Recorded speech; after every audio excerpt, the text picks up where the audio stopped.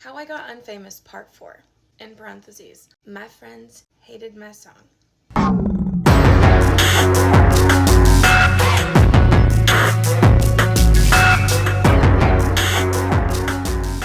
It's lovely when you post something on the internet that gets like 99.9% positive comments. So actually one of my only negative comments was from my former best friend's fake account, which she didn't know that I knew about, but fear the cat's out of the bag. This is going to be the most confusing and hard to follow part of the story, so bear with me, because this part is related to my career and about my career, but the way it ties in with how I got Unfamous is because my confidence and self-esteem and positive image of myself just dissolved overnight because I had a weird friend group relationship blow up in the middle of what should have been like one of the happiest, proudest moments of my career. I think my friend group got too close during COVID because, you know, you couldn't hang out with a ton of people. The weird thing about it was if you removed me and my boyfriend at the time from it, no one would know each other. So we were like completely the connecting parts of this whole friend group. It was my ex-boyfriend's roommate, my ex-boyfriend's little sister, my childhood best friend of 15 years, my ex-boyfriend's Nashville best friend, and my Nashville best friend. A lot of us worked in the industry together, which wasn't helpful. Like I said in part 3, I was going through a little bit of a depressive episode, and then the video goes viral, and I didn't really have the option to have a hard time. I just had to get it together. I was already at a place where I wasn't feeling very social, I wasn't hanging out with my friends. I don't typically say that much about my emotions. If I'm at the point where I'm talking about my feelings at all, it's bad. And I thought my friends would have known this, but I think they just wanted me to lean on them more in this period of time, and I just didn't, because I had my sister and my therapist and my roommates and my boyfriend and I were fighting about another song called Argentina, which is a side mission. And I want to be accountable for my part in this, because any sort of conflict on this scale, there's no way that I didn't contribute to it. But I've reflected on it so much, and part of why I'm so fucking confused still and can't tell this part of the story cohesively is because like I don't really understand what happened or what I did. But I also don't want to like play the victim here, but I don't know.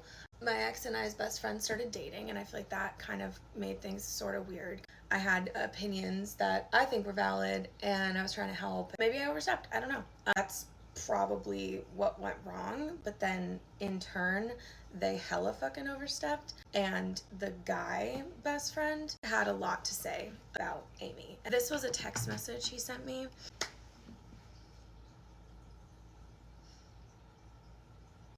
I don't like that. I don't like that. That was hurtful, and it also wasn't 4 years prior. It was 2 years, and also I'd only found out about her album recently, so that was the first time I got confirmation.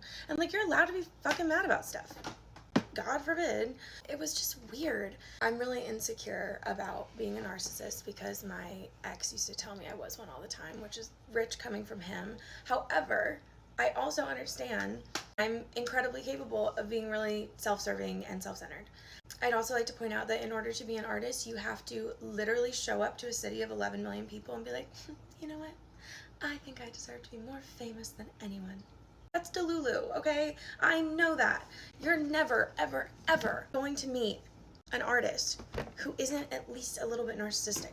It was just upsetting and really triggering, and I would love to reflect more on what my part in all this was, but I just honestly don't think that's helpful because I have healthier friendships now on both sides of things, and I think I just need to leave this part behind me because it was really fucking hurtful. And having my boyfriend's little sister stay friends with my 15-year best friend, and then they both cut me out, was fucking weird. But I didn't have the option to like not be friends with his little sister because that was his family, and I thought I was gonna marry him, so I just had to, you know, deal with that. They were all hanging out without me, and I was like, oh my god, they're all talking shit about me, they all hate me. And then I was like, Kalie, don't be so full of yourself and think that people just sit around and have I hate Kalie parties. That's what they were doing. And then it's like, okay, who's the common denominator here? It's me. But like in my gut, I knew that there was nothing wrong with the song Amy. Like, yeah, was it an aggressive song? For sure, but like an aggressive thing that happened. But all I know is that like finding out that my friends were all talking shit about my music really hurt my feelings. And then on top of all that, there was one person at my record label who sabotaged everything. And I'm trying to not have any villains in this story because I don't want to blame anybody else, because I think I made decisions that led to me becoming Unfamous. But in the next part, I'm going to talk about what happened at the label and try to be as diplomatic as possible.